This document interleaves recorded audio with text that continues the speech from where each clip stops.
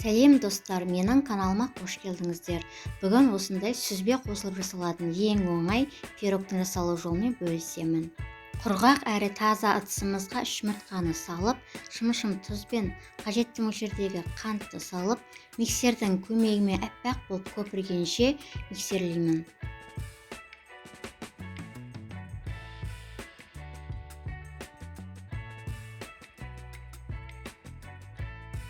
Мінекей осындай болып жұмыртқа 2 есеге дейін ұлғайып көпіргеннен кейін оның үстінен бөлме температурасында тұрған сүтті құйып, миксермен бір келкі болғанша араластырып аламын. Одан кейін оның үстінен сұйық майды құйып, оны да миксерлеймін.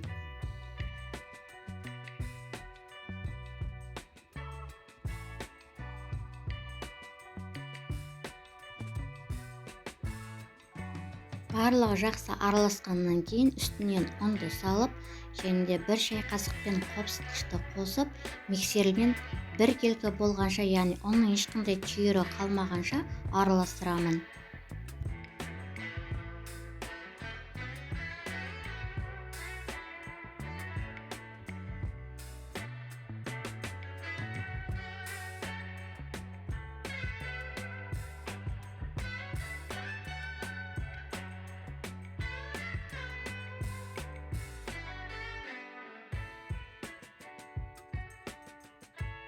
Мінекей, дәл осындай болып сұйықтау масса шықты. Енді оны пісіретін табамызға барлығын құйып, бір келке етіп жайып, алып қоя тұрамыз.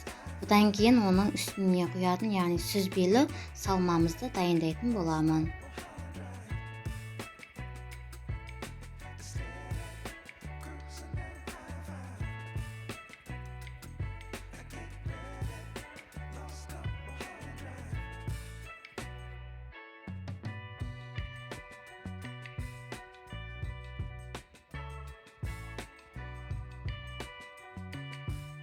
Бізге осындай сүзбе қажет. Оның үстінен қантты, жүгері крахмалын және де 1 жұмыртқаны жарып, одан кейін үстінен макты қосатын боламын. Макты қоспасаңыздар да болады, ол өз қалауларыңыз бойынша. Одан кейін оның үстіне ванилинді қосып, шанышқының көмегімен бір келкі болғанша араластырып аламын. Егер де үйлеріңізде блендер болса, блендердің көмегімен жақсылап араластырып алсаңыздар болады.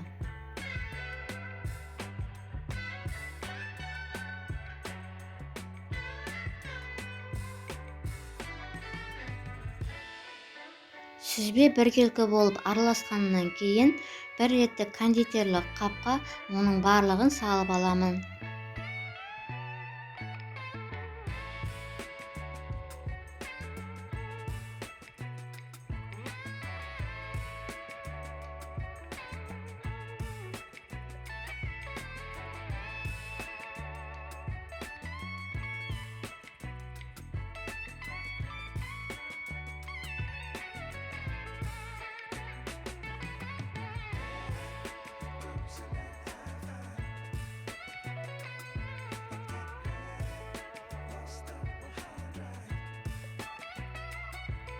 Одан кейін видеода көріп тұрғандарыңыздай сүзбелі массаны дайын тұрған пирогтың бисквитіне дәл осылай шаршы пішіндесі етіп құйып шығамын. Сіздер өздеріңіз қалауларыңыз бойынша орналастырсаңыздар болады. Сүзбелі массамыздың барлығын құйып болғаннан кейін қызып тұрған пеште 25-30 минутта пісіретін боламын.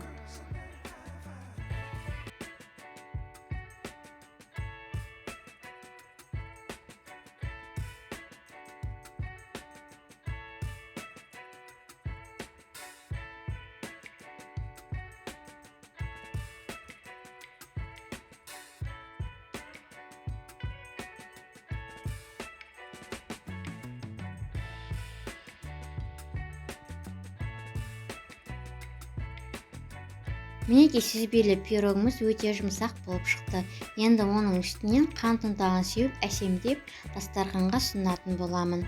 Сіздер де қант ұнтағын сеппей, өз қалауларыңыз бойынша әсемдесеңіздер болады.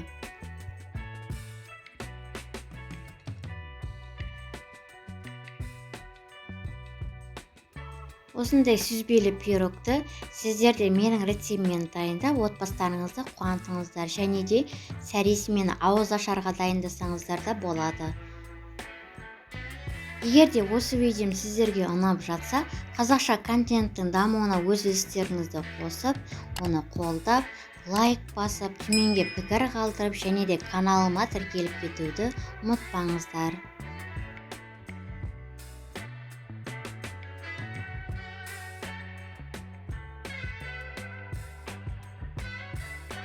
Мінекей видеода көріп тұрғандарыңыздай сүзбелі пирог өте жұмсақ әрі үлпілдек болып, ауызда еритіндей болып, нәзік болып шығады. Сіздер де осы рецептпен дайындап көріңіздер. Баршаңызға ас болсын.